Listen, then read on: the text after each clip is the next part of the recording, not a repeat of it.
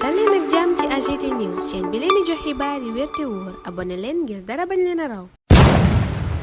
AGT News daleen ak jàmm mbokki internet yu AGT News.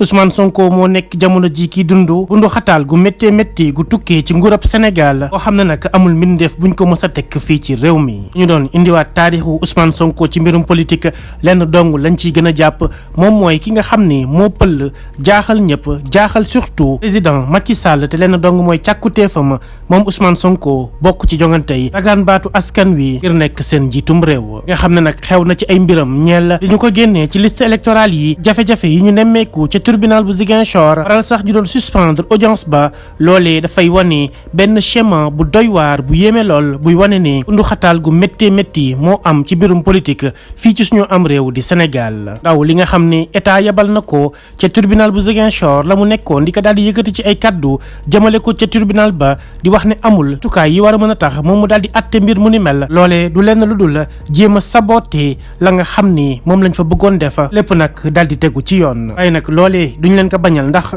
bépp xeetu pexe teg nañu ko ngir jéem a xañ Ousmane Sonko nekkinub candidat wam ci jongante atum 2024 yi ñuy daal di dëgmal ndax nag moom na mu pëllee ci seen kanam jaaxal na leen xamuñu fan la daal di jaar. nga xam ne nag moo ñeel mbokk gi ñu doon tudd ci diggante juge bi ñu dénk boobu lépp affaire ak benn waay bokk ci parti bi di Pastef Ousmane Sonko moom ko loolee dafay wane jéego yi nga xam ne ñi ngi koy jéem a teg ngir yàq deru tribunal ba ko defee ñu ne ñoom mënuñu atte mbir mu ni mel la. beneen mbir moo xam ne itam yemoon nañu ko fa yëkkati maanaam lu ñeel mbirum forclusion càkkuteefu Ousmane Sonko bilee waaye nag ñi day avocat am contesté nañu ko lépp nag daal di koy tegee de côté li leer ba leer mooy Ousmane Sonko am na ay obstacle yoo xam ne mi ngi nekk ci kanamam ndigg sërëx yu ñu koy daal di tegal saa su nekk lenn képp moo ko waral xañ ko bokkam ci jongante yi atum 2024 yi ñi daal di dëgmal dañu ko génnee ci liste électorale yi te mosuñu koo teg ci yoon li koy jiiñ mbirum càcc ak terrorisme noppi itam saa su nekk ñu koy bundu xataal te dara waralu ko lu dul pour gi fi ne ki koy jiitee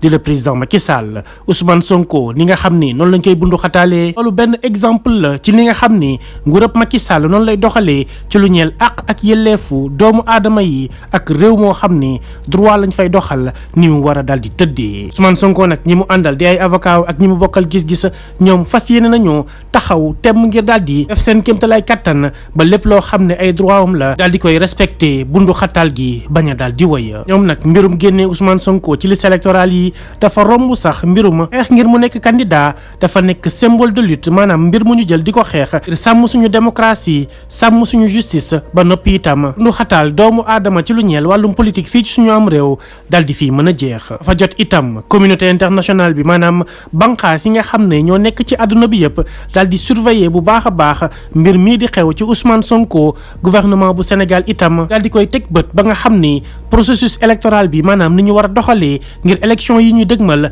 mën a jaar ci yoon lépp ñu daal di koy teg ci axe te du am lenn loo xam ne mbirum njuuj njaaj lay doon wala mu nekk loo xam ne day am mbirum bot di compter. Ousmane Sonko mérité na bokk ci candidat yi jongante ci atum 2024 sénégalais yi itam dañoo mérité am choix démocratique maanaam ñoom seen bopp ñu tànn ki nekk ci seen xol te ñëpp xam nañ Ousmane Sonko taxawaayama loolee moo waral àdduna wërngal képp dañoo war a taxaw xool bu baax a baax Sénégal ni muy doxee injustice bi fii daal di am ak lépp loo xam ne dafa ñeel war di compter ak bundu xataalante ci mbirum politique fii ci suñu am réew di Sénégal jàngat boo xam ne Pape Alé Niang moo ko daal di def ci situation bi nga xam ne Ousmane Sonko moom la nekk di daal di dund nekk injustice boo xam ne kenn mënu ko natable foo ko natt rek weesu na fa. AGT News. Ousmane Sonko, une victime de la persécution perpétuelle du pouvoir au Sénégal. L'histoire d'Ousmane Sonko, figure politique émergente et candidate à la présidence au Sénégal, est celle d'une persécution continue de la part du pouvoir autoritaire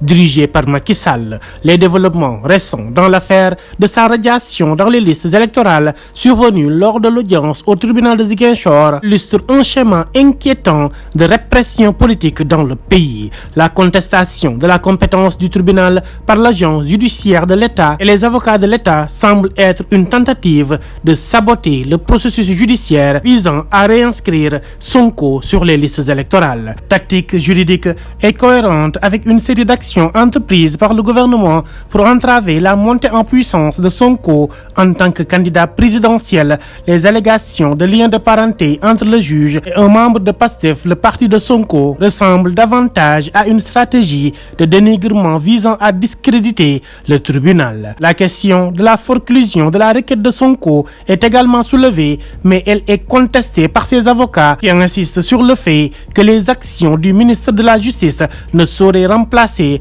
la procédure légale de notification. Il est clair que Sonko est confronté à des obstacles continus et à des manœuvres politiques pour l'empêcher de se présenter aux élections présidentielles. Il a été radié des listes électorales sans aucun fondement légal, accusé de vol et de terrorisme et continuellement harcelé par le gouvernement de Macky Sall. La persécution de Sonko n'est que l'un des nombreux exemples d'abus de pouvoir et d'atteinte à l'état de droit dans le pays. Les partisans de Sonko et ses avocats restent déterminés à se battre pour la justice et à lutter contre la persécution continue. Pour eux, l'affaire de la radiation de Sonko est bien plus qu'une simple question d'éligibilité électorale. C'est un symbole de lutte pour la démocratie, la justice et la fin de la répression politique au Sénégal. Il est impératif que la communauté internationale surveille de près cette affaire et fasse pression sur le gouvernement sénégalais pour garantir un processus électoral équitable et transparent. Ousmane Sonko mérite le droit de se présenter aux élections et le peuple sénégalais mérite un choix démocratique véritable. Le monde doit rester vigilant face à l'injustice et à la persécution politique au Sénégal. Telle est la chronique de Pape Alé Niang concernant la situation politique du Sénégal, mais surtout celle de Ousmane Sonko. AGT News.